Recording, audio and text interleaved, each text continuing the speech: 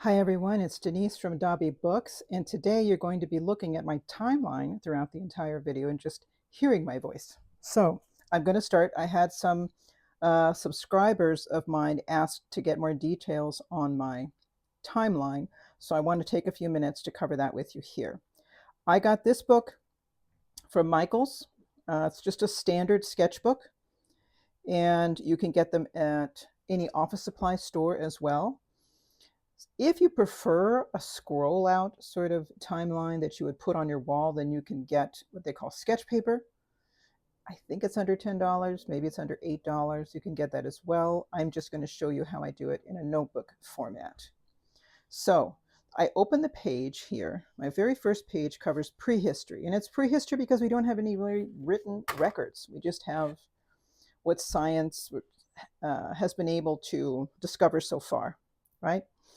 So anything before 9000 BC, 9000 BC is when we get a little more information. So this is prehistory. And this blue box here I have listed as the Paleolithic period. The next one is the Mesolithic period.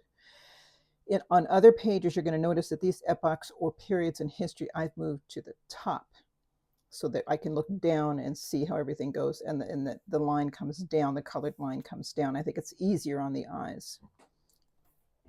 So the next page I will show you is this one here. I don't yet have anything on the top pages, but I'll show you eventually some pages where I have, so you can see what I've done with that. On this one here, so far I've been using 100-year time span. And there's plenty of space because early history doesn't have a lot of stuff going on, so you can fit a lot of the information. So I've pretty much filled up, not much after this. There hasn't been much information up until around 3100 BC when we have the first dynasty in Egypt. That's the first time I actually had something to record, and I could have added rulers and pharaohs and stuff, but I didn't do that yet. And here I wrote an epoch, which is the beginning of the Bronze Age in the Middle East, and I put the dates. Written records appear. And now we're going to start to get more information moving forward. Again, this I'm going to read. The reason I do my timelines in pencil is because I know I'm going to go back and polish it up a little bit. So this is going to be moved up higher. It will probably have a line of a specific color, and it'll just look more pleasant. Then moving forward, I want to bring you to the next page to show you. Still nothing on the top yet, but over here, we have the Middle Kingdom of Egypt. And what I had labeled this as early world, I think I got this when I was studying Old Testament history, and these were terms used in those texts. So Epoch 1 was anytime creation began, whatever it was, Big Bang, doesn't matter, creation, beginning, up until 2000 BC. It ends on this page. That's why I have the straight line here, the arrow going here. Next page, still nothing on the top yet. But you see now it's getting a little busier. There's a few more things to write in that 100-year time span, like the first alphabets extant in Sinai Peninsula. We have the Trojan War, circa 1260. I wanted to make sure I included that. If I can find some sort of visual on the Trojan War, that's what I want to throw up here. That would be nice. Over here on this page, another epoch or time period, the Iron Age in the Middle East, and it continues forward. The start of the Greek Dark Ages. I mentioned the Olmec civilization develops in Mexico. They are the pre-Mexicans of all the tribes at the very beginning. All right, now this one, you notice the purple line, and this is the beginning of the Roman monarchy, when Romulus founds Rome. I put that at the top. I can still fit everything in the 100-year time span. Amos, okay, these are biblical Old Testament prophets. First Olympic Games, things get added in. I don't put everything, even from one book in here. I try to study different disciplines, and I add that information here, and I want to say something about that as we move forward. Still, we have the Roman monarchy and what was going on during that time. Draco is Athens' first lawgiver. We have the fall of Babylon. by Sennacherib of Assyria, Thales of Miletus. He's the father of science, so I have that discipline there. And then here, that's Old Testament history there. And over here, I in a separate study I had done later, I added in Old Testament prophets like Jeremiah. Here we have Daniel, when they started, and moving forward. So these were all people here and stuff happening, contemporaries.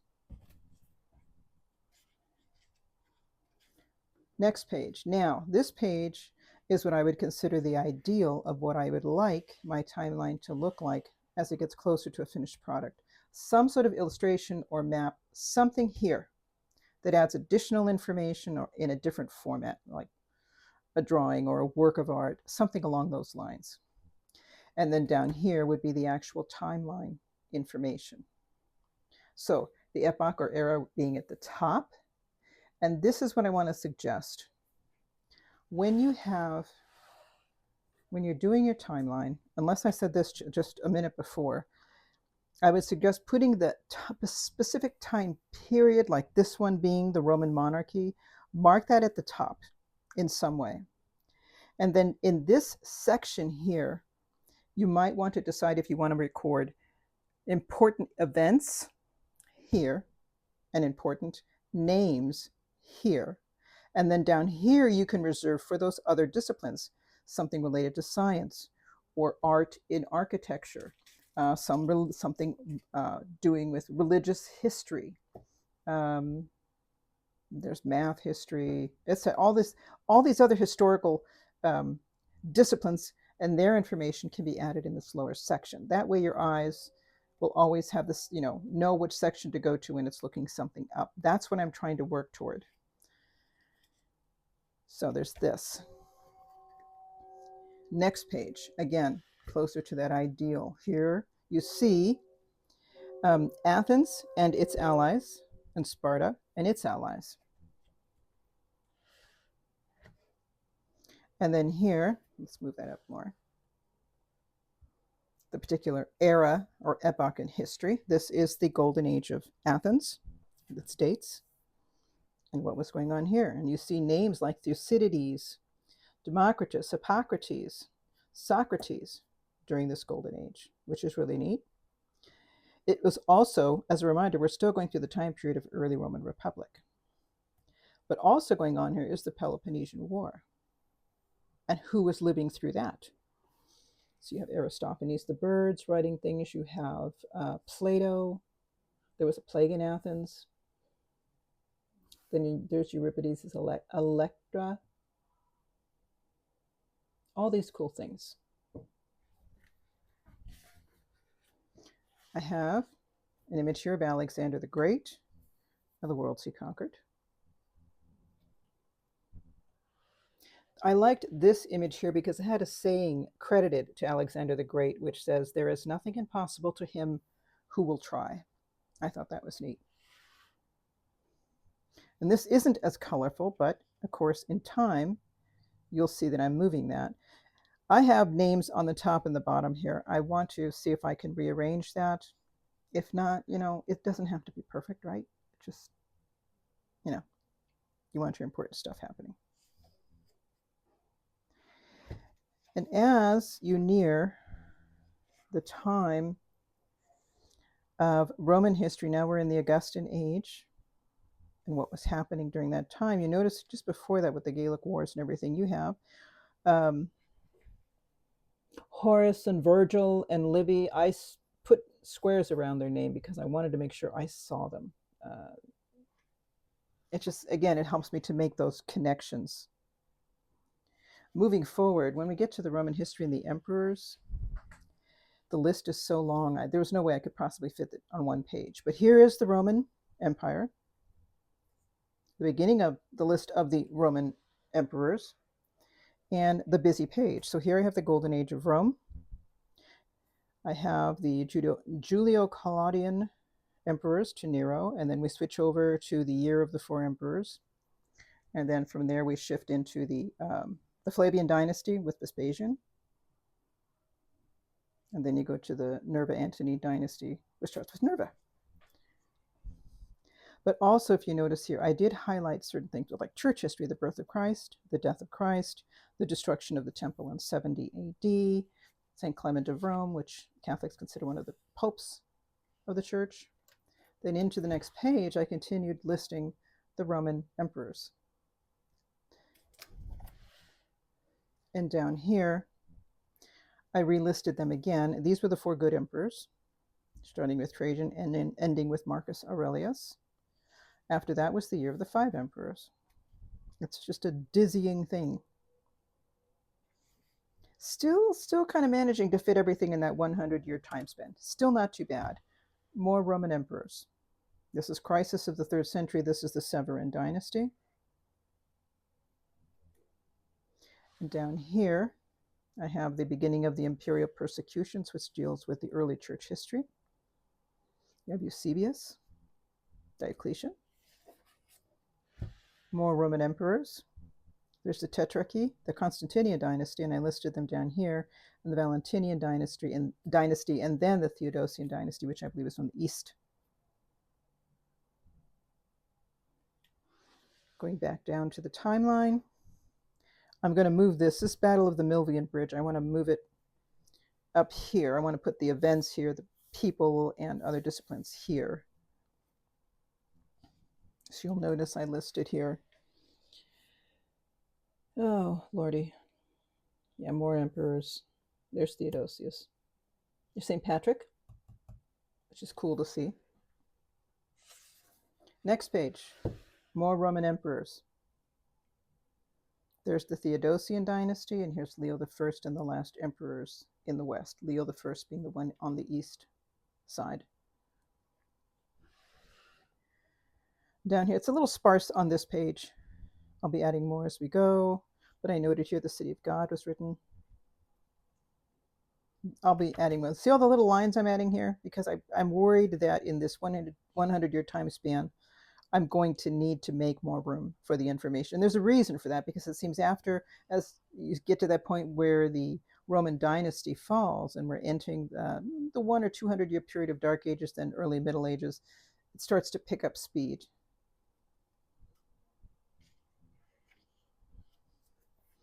So again, this is still kind of sparse, but a little of the Muslim history here. Mohammed is born. And then on the next page, his first vision, his flight to Mecca, and then when he passes away, we have St. John of Damascus. I'll be adding more. This is all just preliminary stuff of what it looks like. I've gotten better at making the little lines. I didn't do that so much on the earlier pages.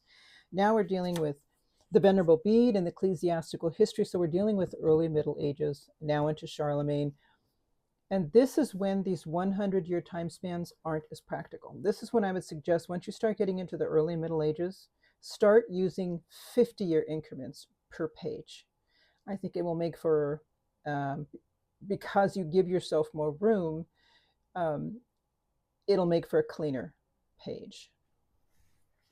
And that's all I've got. That's where I am right now and where I need to work this up. But I think what I'm going to do is write down what I wrote in these last couple of pages. Maybe from this page forward. I'm going to get a new one. I'm going to get a new timeline. I'll just leave it on these two so you can look. I'll leave it in this timeline, and I'm going to buy myself a second one and start from there with early Middle Ages with 50-year increments instead of 100-year increments. If any of you have any questions, something I missed, something you want to know more about, let me know in the comments.